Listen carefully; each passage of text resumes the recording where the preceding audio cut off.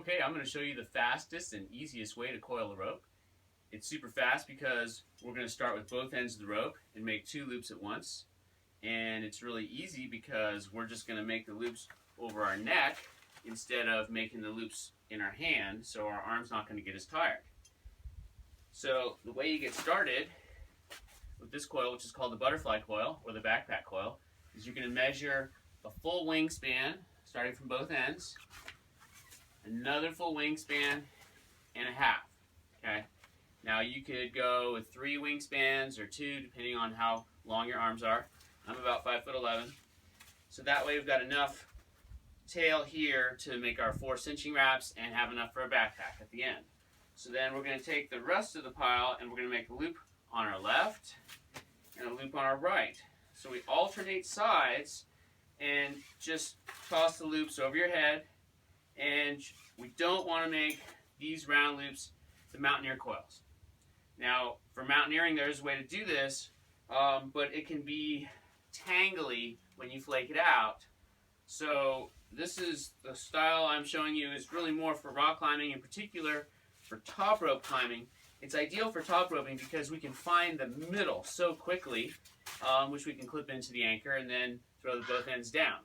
So as you get faster with this coil, you'll get faster at flipping that hand right there, changing the hand position right there. So you'll alternate hands.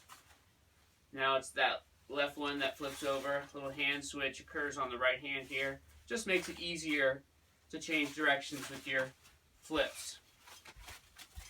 And it's okay if some loops are a few inches longer or shorter than the others.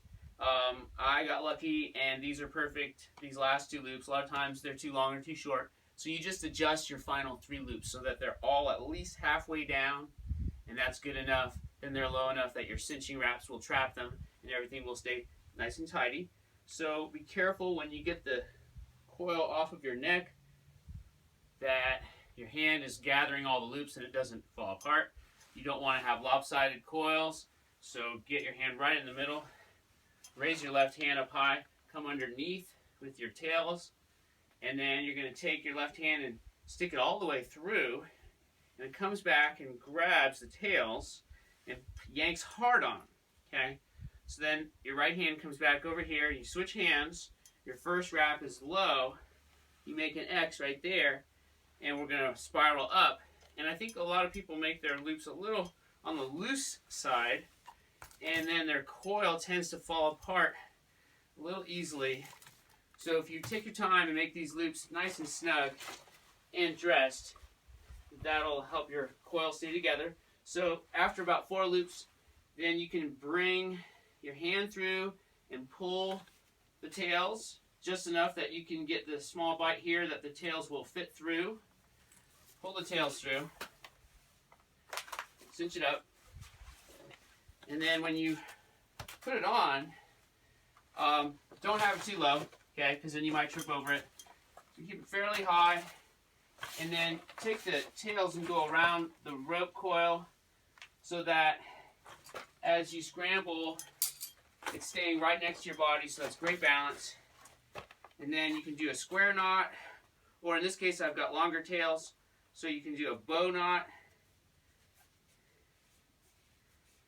And then I think I might even double knot it to get rid of that extra.